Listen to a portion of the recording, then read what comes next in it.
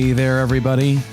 Welcome to Gather and Go, the podcast that helps you plan, promote, and lead better trips. I'm your host, Brian Jewell. I am so thrilled that you have decided to spend some of your time with us today. And as always, our promise to you is that we're going to do everything we can to make that investment of your time worth your while. Today on the podcast, we have a great featured conversation with Jessica Flores of Tourism Cares. If you've been around tourism for a while, you probably know of Tourism Cares, which is our industry's leading philanthropic and charitable organization. If you are not familiar with Tourism Cares, you are going to find this conversation fascinating because you're going to learn all about what this organization does and how it is charting the way forward for a more meaningful and impactful and sustainable future for everyone who loves travel. You're not going to want to miss that. Before we get there, though, let's start with some travel news you may have missed. There are continuing signs of weaker than normal demand for some high-profile tourism destinations in the U.S. Reports earlier this month indicated that Disney World has seen a significant slowdown in visitor traffic this summer. Now, an analysis by the Wall Street Journal found that over July 4th, which is typically a peak visitation day for Disney World, the park actually had its third lowest attendance for any day in the last 12 months. The analysis also found that wait times at the Magic Kingdom averaged 27 minutes on July 4th, down from 47 minutes in 2019. Now, some experts believe that Disney's highly publicized feud with the Florida government may be affecting visitation, but others point to rising admission prices, which have climbed to above $100 per person per day as the culprit. Meanwhile, on the opposite side of the country, San Francisco is lagging behind other destinations in its tourism comeback. A new data from STR shows that June occupancy at San Francisco hotels was down 6% from the same time last year, and average daily rates fell 14.5%. Some commentators are calling San Francisco's woes a result of continued negative media coverage, while others point to the slow recovery of inbound tourism from Asia. Well, now it's time for the road tip segment of our show. This is the segment of every episode where we reach into our extensive bag of travel knowledge and share some hints and tips that we think will help you make your trips run better and smoother and maybe just be an overall better experience for both you and your travelers. You know, earlier this year, I took my family on a vacation in Mexico, and one evening we were at an artisan's market in Mexico, and my son, who was 6 at the time, found this amazing sandstone sculpture of a lion, and he absolutely fell in love with it. He had the money to buy it. He wanted to buy it on the spot, but there was a problem. This sculpture was about 1.5 feet tall. It probably weighed 20 or 30 pounds, and I looked at it, and I looked at him and said, "Buddy, we don't have a way to get this home." See, like many families, we left on that vacation with our suitcases pretty much packed to the brim, and there wasn't enough room in any of our carry-ons for a sculpture of that size. And so sadly, unfortunately, we weren't able to buy this thing that was really cool and that my son really wanted and that would have made a great memory of our time in Mexico. You know, I thought about it later and was trying to come up with what I could have done in advance to be able to keep that problem from happening. And I realized that if I had been prepared to ship that item home from Mexico, I wouldn't have had to worry about whether there was room in my suitcase. So the road tip for today is about being prepared to ship items home. If you are somebody who enjoys shopping on a trip, or if you have people in your groups who are avid shoppers, or maybe if you're taking them to a place where they might have a once-in-a-lifetime opportunity to buy something really extraordinary, well, you don't want transportation and luggage issues to be something that stands between you or one of your travelers and a souvenir or a purchase that would absolutely make their day. So how do you prepare yourself to overcome that problem? Well, here's a really easy tip. If you or your organization has a shipping account with a major shipping company like FedEx or UPS or maybe DHL, why not get some of those pre-printed, prepaid shipping labels that you use to send other parcels and just stuff them in your backpack, in your briefcase, whatever it is you take on the road. Now, that's not to say that you have to use them. But if you do find yourself where you want to buy an oversized item, or maybe one of your customers wants to buy an oversized item when they're away from home, you can use that shipping label to easily get the item home, and you can solve what could possibly be a fairly substantial problem. So what does it look like? Well, if you or someone you're traveling with wants to buy something big, you can say, hey, absolutely, let's make this purchase, and then we're going to figure out how to get it home. Now, very often when you are buying something like that, you can ask the vendor, the store, the shop you're buying it from if they have any boxes or something like that you can pack it in. They might be able to provide some packing paper or foam peanuts or something like that to pack it down tight as well. Then you fill out the shipping label, affix it to the box, and then set a pickup appointment with your carrier of choice. Leave it at the front desk at your hotel. Hotels are involved in shipping things for clients, for guests all the time. You leave it at the front desk, you make that pickup appointment, and your parcel service is going to come get it and bring it to you at home. So you don't have to worry about the size or the weight of that object. And you don't have to go through that issue of trying to pack it in your suitcase and hoping it doesn't get broken by baggage handlers at the airport. Now, if it's not too expensive to ship the item and you're doing this for a friend and someone in your group, you might consider just doing it sort of as a gesture of goodwill and not even asking them to pay for it. Of course, if it is a little bit more expensive or you do think it would be better if they covered the cost, you can simply send them the receipt once you get home with a bill and a nice note attached saying, hey, I hope you enjoyed the item. I hope you are loving having it in your house. Here's what the shipping cost. You're welcome to send me a check or a Venmo or something like that. It's a super easy way to solve a common problem on the road. And your travelers are really going to appreciate that you have thought of these details because there's a high chance that they have not. And that is your road tip of the week. Now, before we move on, I want to take just a minute and share a little bit of news from us. I told you a couple episodes back about a new resource we have on our website for you called the Travel Toolbox. This is a free PDF download with tons of great information that is going to help you make sure you are running the most streamlined and successful travel organization you can. In this PDF, you're going to find information on how to take advantage of current tourism trends, how to pick the best hotels for your groups, how to streamline your organization with the latest travel tech, and lots of other great information. Now, I'm happy to report to you that this has turned out to be one of the most popular resources that we have ever put out. But it's also only going to be available for a limited time, and I don't want you to miss it. So to get your hands on this free resource, all you have to do is go to grouptravelleader.com/toolbox. Pop your name and email address in the form there, and you will instantly have that resource sent to you. And we hope it makes a big difference in the success of your business in 2023 and beyond. Well, it's just about time for us to move into our featured conversation with Jessica Flores.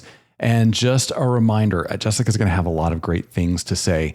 You don't have to worry about remembering them all or even taking notes, especially if you're driving or working out or something like that, because I am taking notes for you. That's right. I'm going to have a recap of the most important and insightful things that Jessica had to say. Those will be available in the show notes for this episode, which will show up right below this episode in your podcast player or on the episode page on our website if you are listening there. And you can always access the show notes for any of our past episodes on the website at grouptravelleader.com/podcast.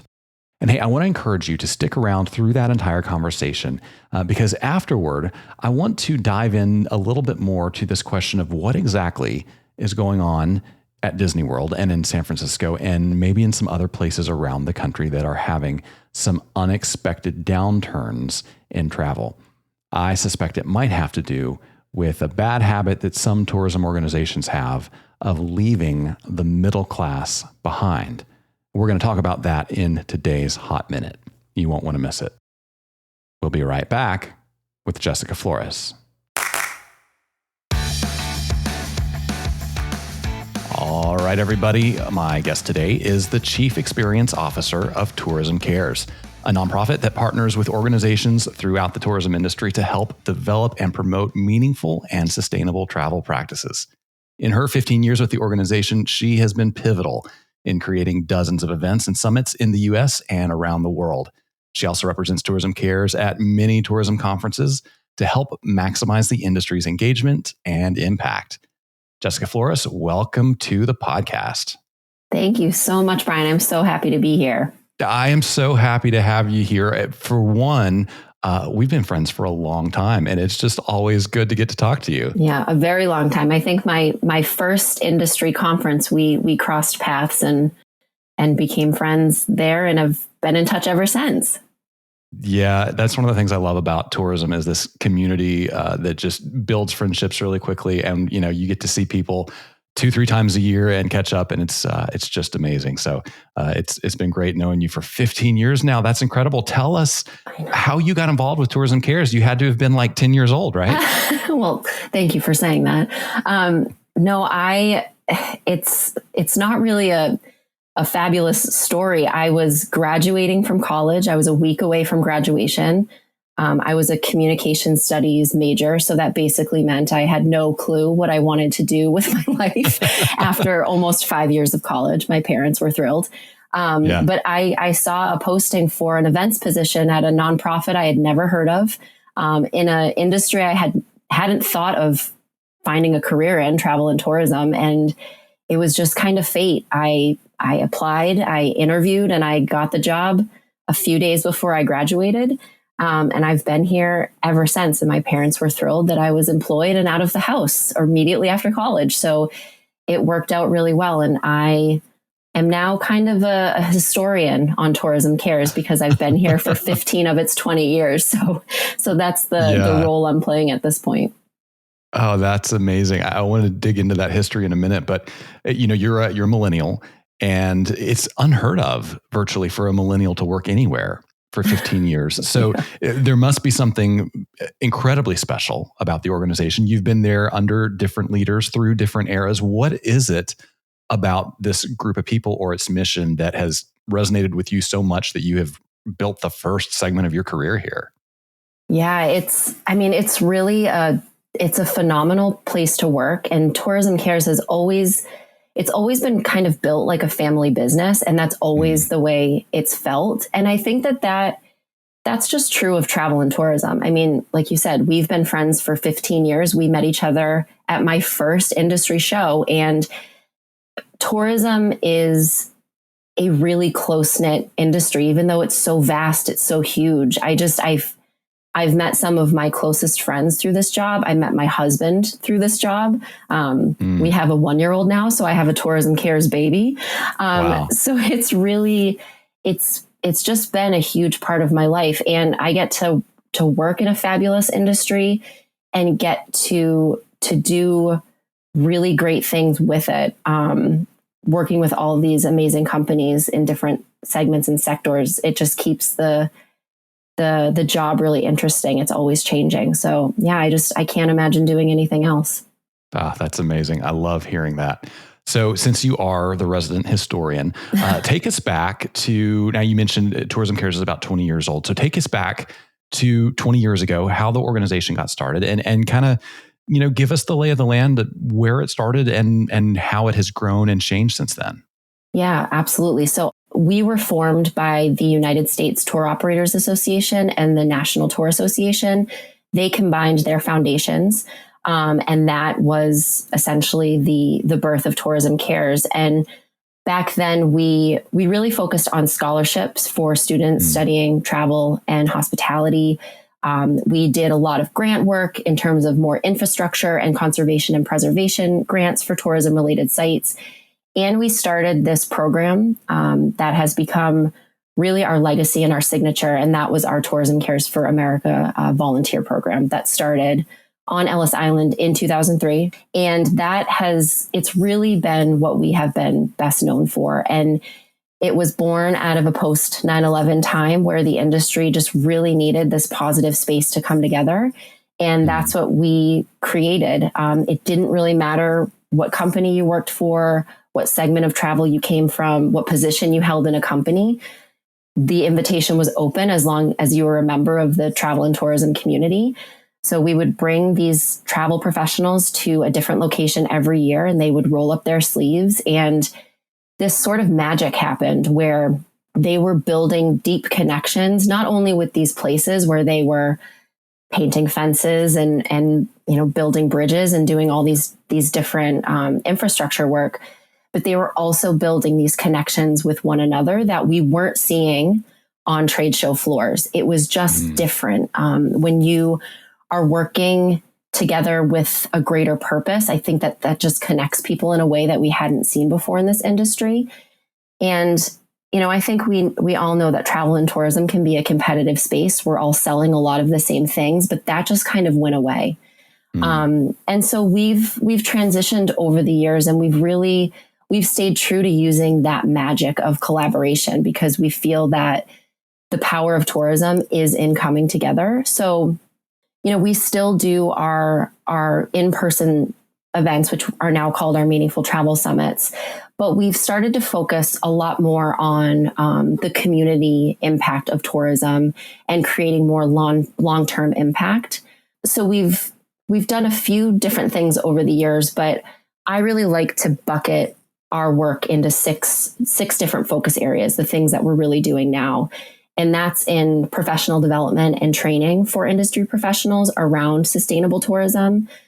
We still have our immersive experiences and volunteering events that we host through our summits. We're really focused a lot right now on meaningful product development, which we do through our Meaningful Travel Map, capacity building for social enterprises and nonprofits through our grant programs. Our networking and relationship building, of course, is foundational to Tourism Cares, and we do that in a number of different ways through a number of different programs. And we provide thought leadership in the sustainable tourism space. And in terms of where we're going, I think that we're focused a lot on the destination space, because we feel like that's where we can make the most impact to connect these incredible change makers in communities all over the world to the travel trade to generate more positive social and environmental impact for these people and places doing really phenomenal work around the globe. So it's been a really amazing 20 years. We've done a lot in 20 years, and I'm really excited for what the future holds. Yeah, that's amazing. I've, of course, been with you at many of the summits and events over the years, and you're absolutely right. The networking, but networking is not even the right word. Because you think of networking and you think of a boring cocktail party where everybody goes around and hands out business cards, and it's kind of lame. But it's relationship building, and the people I've met and the relationships I've built have been things I never would have had access to in any other way. So I certainly can testify to the power of the relationship building side. So you're focusing on this concept of meaningful travel. I'd love to drill down a little bit and help people understand what that means to you in the organization, because that word can mean a lot of things. And I think maybe there's a little bit of confusion when people hear something like that, if they don't, get a chance to really hear the vision behind it. So explain the concept of meaningful travel. Give us a vision for what it is and why it matters so much. Yeah, so meaningful travel is really a term that Tourism Cares is using in many of our programs now, our Meaningful Travel Summits, our Meaningful Travel Map. And for us, it encompasses our definition of sustainable and responsible tourism, because it's really important when we think of sustainability, of meaningful travel, of responsible travel, whatever you call it, that there's always this balance between its social and environmental impact. So quite literally, the definition that we use of meaningful travel is travel that generates sustainable economic benefits for host communities and it values people from diverse backgrounds and perspectives.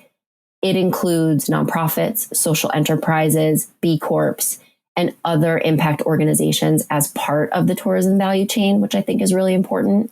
And of course, meaningful travel protects environmental resources. It has a low carbon footprint. It promotes sustainability and conservation. And I think for our travelers, for guests, it impacts them in a way that is experiential and immersive and engages them in a deeper understanding of people and place.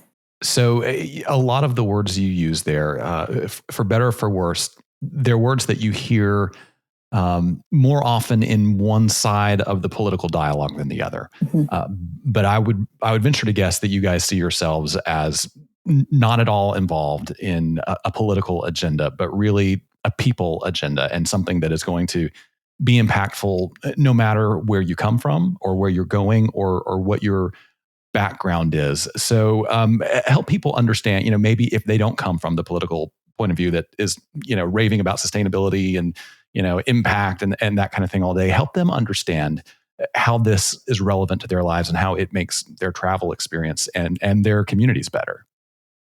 Yeah. So I think that, we look at the incredible, powerful force that travel can have. I mean, at the end of the day, when we go on a trip, when we go on vacation, we're going into someone's home. And I think as travel companies, like we have the power to make those places better just by the decisions that we're making. It's as simple as that. Sustainability is political. It is a buzzword. But at the end of the day, I think that, being purposeful, traveling with intention, thinking about giving back as much as we're taking from these places, I think that that's just really an important mindset to have. Yeah, absolutely.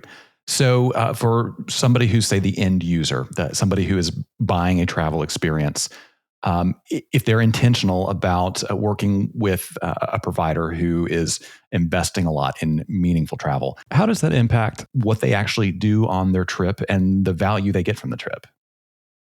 I mean, I think it impacts the value that they get from the trip because you're seeing the ripple effects of the choices that you make and how that impacts the community. So an example that I like to give that I think just frames things is, you don't really have to do anything differently on a trip. It's just about the power of that decision. So I look at a trip to New Orleans, for example. It's one of my favorite cities. And I think when we go to New Orleans, we're there for the culture, we're there for the music, and I'm there for the food because that is just, the food there is out of this world. Yeah. So, and you can go almost anywhere in New Orleans and get a great meal, something authentic, something rich, something flavorful. But if you choose to eat at a social enterprise restaurant, you get to see the impact of your dollar go much farther. And the impact of that meal does create ripple effects. So an example of a business that Tourism Cares has worked with during one of our summits, and they're now on our Meaningful Travel Map, is this fantastic restaurant in the Central City neighborhood called Cafe Reconcile. And you can go there and have a delicious meal that is authentically Creole, Cajun. It's New Orleans. It's flavorful. It's delightful. The catfish and mac and cheese is out of this world. And the best part is that part of what they do as a for-profit restaurant is they operate a social enterprise, which is basically a hospitality training program for area youth. So when you go and choose to frequent that restaurant instead of another, your dollar gets invested into that program.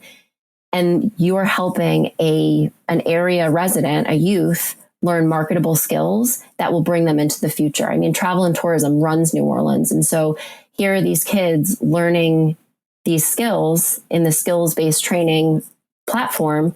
They're going off to college, they're coming back to the city, and they're driving the travel and tourism industry forward in New Orleans. So I think that those are the kinds of decisions that we can make where my experience in New Orleans isn't any different. I'm having a fantastic meal. I'm sitting in a restaurant where the locals go. It's very authentic and a great experience. And it goes that much farther because I chose to put my money there, and the money is staying locally in the community. It's investing forward. So I think that that's just the kind of decision making that at Tourism Cares we're urging the tourism industry to start making in terms of how they build those kinds of experiences into their itineraries that they offer to their travelers, to their guests.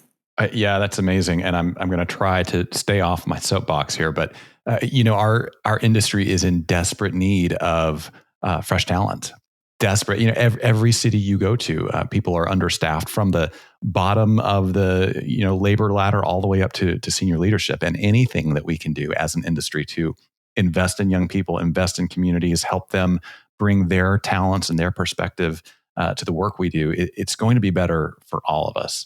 Absolutely. So I'm a huge advocate of that. So you mentioned the meaningful travel map. I know this is something that is a project you're passionate about. You guys have been working on this and iterating on it for a while. So give us the full introduction. What is the meaningful travel map, and how can a travel planner take advantage of it when they're putting trips together? Our meaningful travel map, it's been a labor of love here on the programs team at Tourism Cares for a number of years. And it really started in 2018 as part of our Meaningful Travel Summit in Jordan, which was really phenomenal. Yeah. And the map was basically used as part of that summit to introduce our tour operators that were with us on that trip to these 12 social enterprises throughout the country that they may have never heard of before. Everyone knows Petra, but do you know of the community experiences around Petra? And that's what we were trying to introduce the trade to. So that has really grown globally. And the simplest way to describe it, it's a tool, a platform that links small businesses, nonprofits, and social enterprises who are often left out of the tourism value chain to a global network of tour operators and travel advisors who are, we know, constantly in need of new, authentic, and immersive experiences for their guests. So it really serves as this matchmaking tool that is serving a real need to make our industry more equitable, more inclusive, and more sustainable.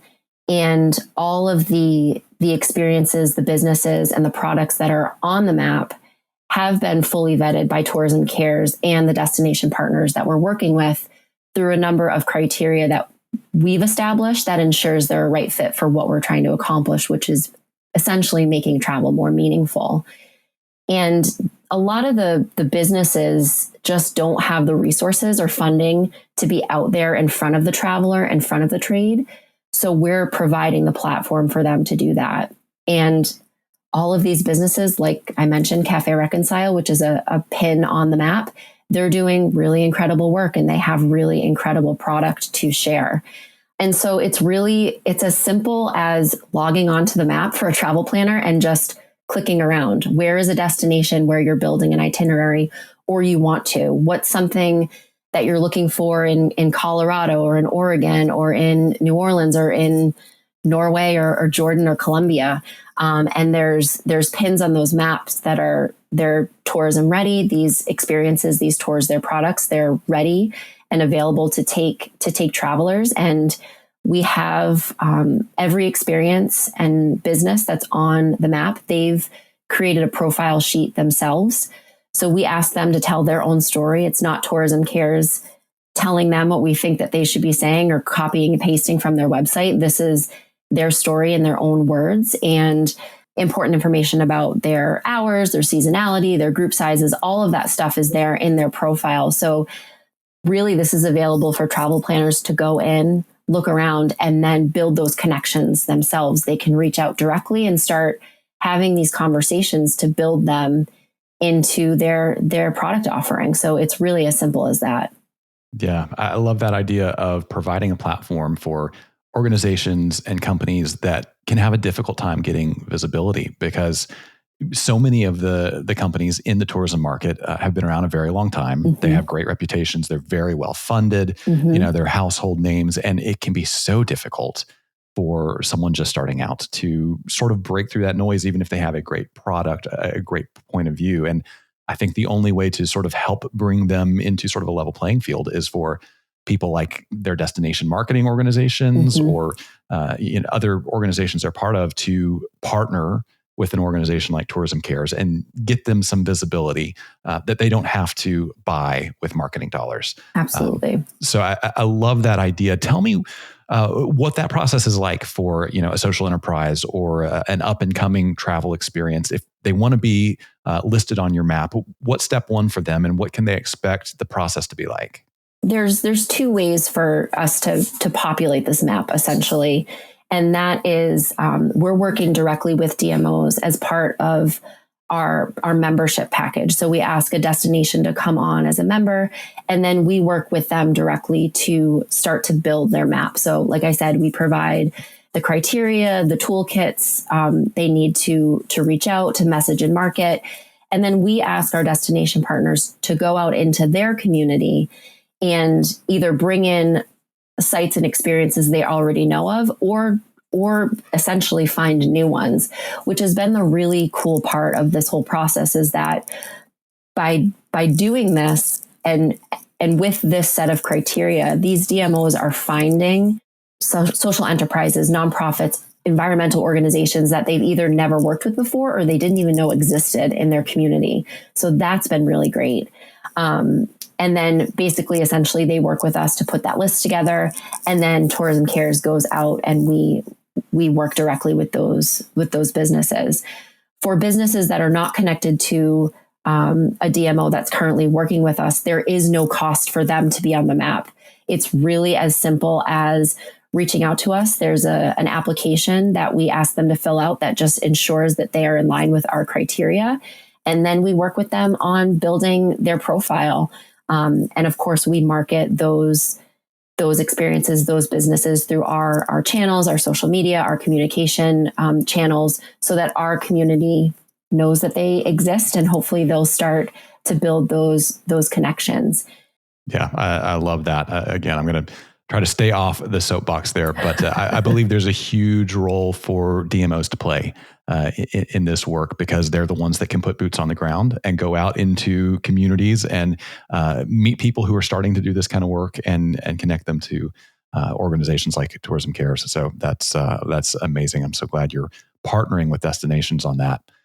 So you guys host a number of meaningful travel summits and other events really around the world every year. For people that maybe haven't been to one, don't really know what to expect, what are those events like, and what could they look forward to doing or learning if they make the investment to come to one? Our meaningful travel summits are our signature. They're what we're best known for. And like I said before, it came out of our Ellis Island event, and it's grown and transitioned throughout the years. But we typically hold 2 summits a year, one in North America and the other globally. Our global summit is always a bit smaller. It's a little bit more intimate with about 50 attendees. And in North America, we generate 150 or so that attend that event. And it's 3 to 4 days total. It's centered on education around sustainable tourism topics and challenges that these destinations are facing. There's networking and facilitated workshops. Of course, we have our volunteering and in-community experiences, because it wouldn't be a Tourism Cares event if we weren't out in the community. And we introduce opportunities for new product development through our partnerships with businesses and nonprofits in the community. And we do build a meaningful travel map as part of our summit partnerships. And we're working really closely with our host destinations to design the events. We don't come into these communities with an agenda to say, this is what we want to focus on. This is what we want to talk about. This is our list of speakers. We design them with their challenges and their focus areas in mind. And I think what we are finding is that these challenges and these areas of focus aren't really unique to any one destination. Our global challenges are all pretty much impacting us all these days. So, for example, we were in Norway just this past April. It was an incredible experience.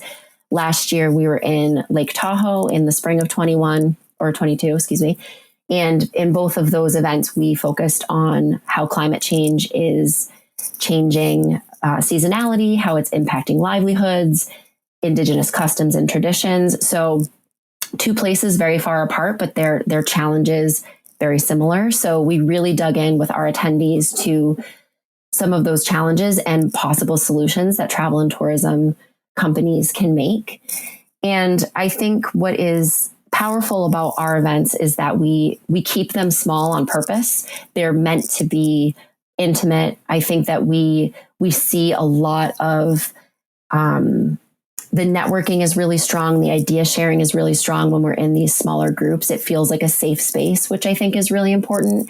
And we're able to facilitate strong connections from these really, travel companies of all different sizes. We're facilitating these connections to these small local businesses. That is just, for some, it's life-changing to be able to learn from these different travel leaders.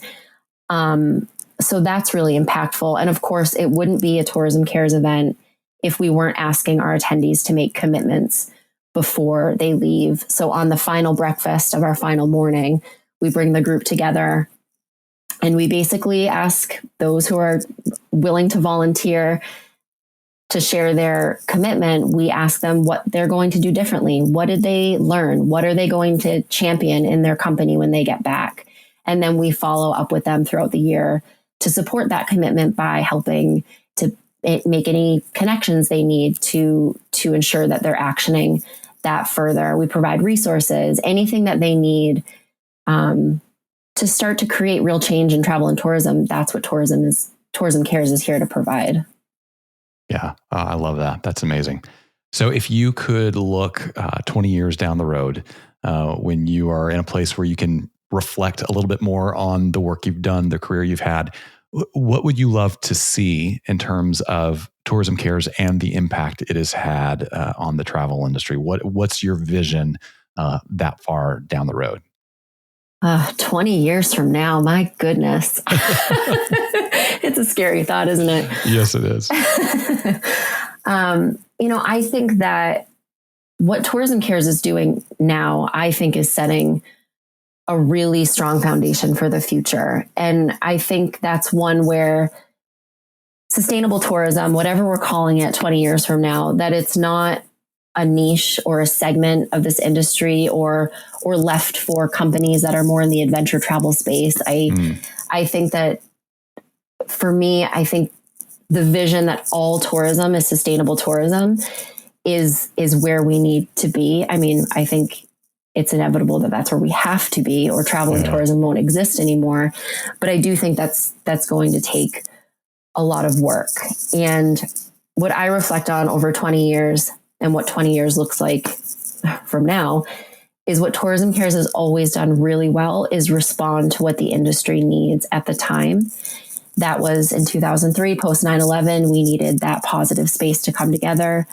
During the pandemic, we recognized that sustainable tourism was the only path forward. And Tourism Cares has always responded to support and empower our industry to get them to that next phase, that next level.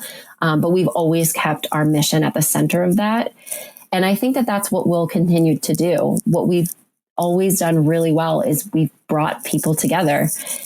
It's been our foundation is collaboration, and our challenges will change. They'll get bigger, and Tourism Cares will always serve as that safe space for people to go and help resource out what they need to make sure that travel and tourism continues to be this incredible force for good that we know it can be if we all work together to do it well. So it's a vague vision for the future, but I think that that's the role that we will still be playing. Well, that's an amazing vision for the future, and we are all on board and behind you in that. Tell us and our listeners, what is the best way for them to follow you, follow Tourism Cares, see the Meaningful Travel Map, and be part of what you're doing? Yeah, so our social handle is @Tourism Cares, and all of our updates, everything we're working on is always on social. Our website is www.tourismcares.org. If you want to go directly to the Meaningful Map, it's /meaningful-map. The map is up and live, so I encourage everyone to go and look. And of course, you can always reach out to me directly, jessica.flores@tourismcares.org. I'm happy to connect you to anyone on the team to get you what you need. But we're here, available, ready to do the work. Yeah, that's great. Well, before we let you go, we have some final questions we ask everybody who comes on, and these are just for fun, so no pressure.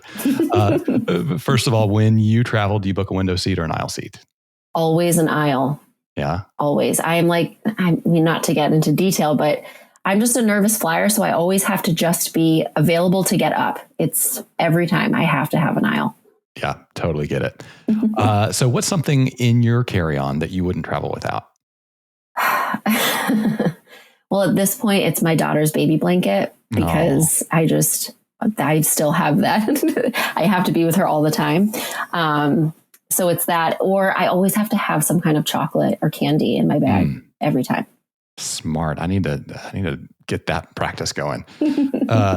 So if you had a free airline pass and a week with nothing else to do, where would you head next? I need a beach vacation so desperately. Katie and I on the Tourism Cares team, though, we've always wanted to just spend as much time as possible exploring Australia, New Zealand. So I think that would probably be my go-to right now. Or of course, Fiji is always in my head just because I will do anything to sit on a beach.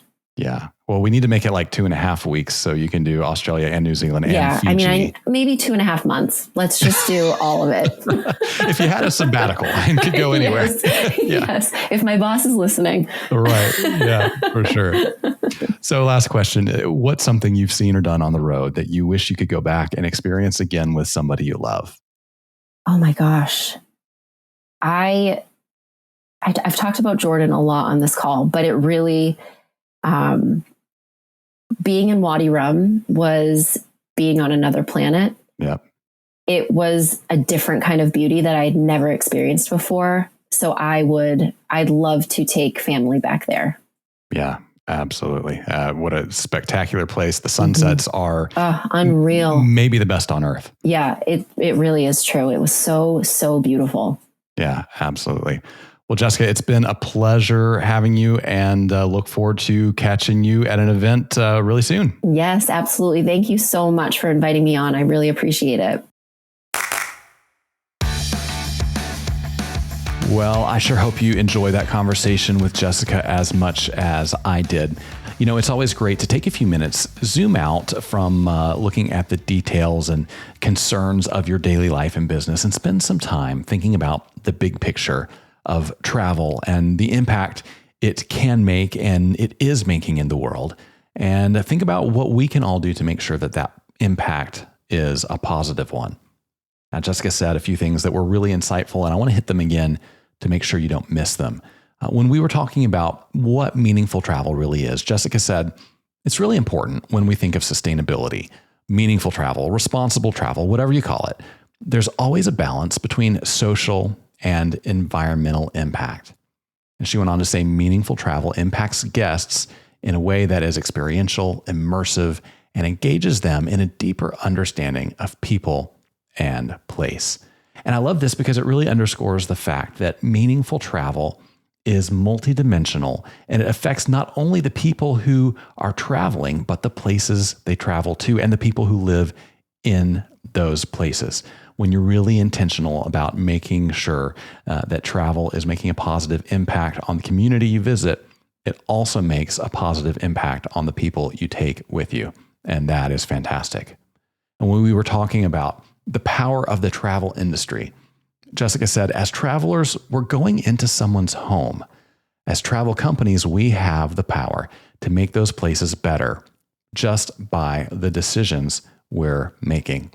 You know, that's such a good reminder that there is more to what we do than dollars and cents. There's more to what we do than items on an itinerary, trying to make sure everybody stays on time and in the right place. But the things we do and the places we go make a difference and can make life better for people. And that should always be in our minds and in our awareness as we go about the business of travel and taking people on our trips. And finally, when we talked about what the future of tourism might look like, Jessica said, for me, the vision that all tourism is sustainable tourism is where we need to be. But that's going to take a lot of work. I think the good news for people like Jessica is that she's not alone in that. And it's not simply the responsibility of an organization like Tourism Cares to be pushing ideas about responsibility and sustainability, but it's really something that we all have a part to play in. And the more each of us does our part, the more we can ensure that tourism has a positive and sustainable future. Great stuff there from Jessica Flores. Well, we talked in our travel news segment about challenges that places like Disney World and San Francisco are having in keeping their visitor numbers up, or maybe even recovering effectively from the pandemic. Now, it's easy to maybe read into those with a political lens, but there is another way, I think, to look at these problems, and that is through the lens of price. We're going to make that the topic of today's Hot Minute. Yeah, that's right. The Hot Minute is the portion of the show where I take 60 seconds to give you my unfiltered thoughts on an issue impacting tourism every day. And today, we're going to ask the question, is tourism leaving the middle class behind? So let's put 60 seconds on the clock and get into it. Both San Francisco and Disney World have become increasingly expensive places to visit over the last few years. And I wonder if that trend is coming back to bite them. When I was growing up 30 years ago, it was common for families in my middle-class Kentucky neighborhood to take Disney vacations. But the cost of that Disney vacation has grown so much that it's difficult for many families to afford that kind of trip today. And it's not just Disney. Many popular tourist destinations in the U.S. are becoming inaccessible to the middle class. Now, I'm all for tourism entrepreneurs making a profit, but I fear we've lost focus on the difference that positive travel experiences can make in the lives of everyday people. Travel is powerful, and I believe we should be doing all we can to make it available to as many people as possible. So if Disney and other popular places have to lose some money to learn that lesson, well, that's a price I'm willing to pay. Now, that's the Hot Minute for today. And as always, of course, you're welcome to disagree with me, and we can still be friends. But hey, agree, disagree, no matter what you're thinking, we would love to hear from you. You can reach me directly at podcast@grouptravelleader.com. I read every email that comes into that address. Let us know what you think of the show and how we can better help you as you plan and promote and lead great trips. And hey, you never know. Your thoughts or questions might just be the topic of the next Hot Minute. And while you're in the mood to give us some feedback, would you do me a big favor? Go to your favorite podcast player, give us a rating, leave us a review. That is so helpful to us, and we are definitely thankful to every one of you who has done that already. My thanks as well to Jessica Flores for joining us on this episode of the show. On the next episode, I'm going to bring you a fascinating conversation with Lee Thompson of Flashpack, who's going to talk to us all about how his company uses travel to build meaningful relationships between travelers. You're not going to want to miss that. Until then, though, remember this. At the end of the day, we're all on this trip together. So let's make it a good one. See you next time on Gather and Go. Gather and Go is hosted and executive produced by me, Brian Jewell. Our publisher is Mac Lacey. Danya Simmons is our creative director. Ashley Ricks is our circulation manager and graphic designer. Our sales team is Kyle Anderson and Bryce Wilson. To advertise on the podcast, call Kyle or Bryce at 859-253-0455. Gather and Go is a production of the Group Travel Leader. For more information on our podcast, magazines, and events, visit us online at grouptravelleader.com.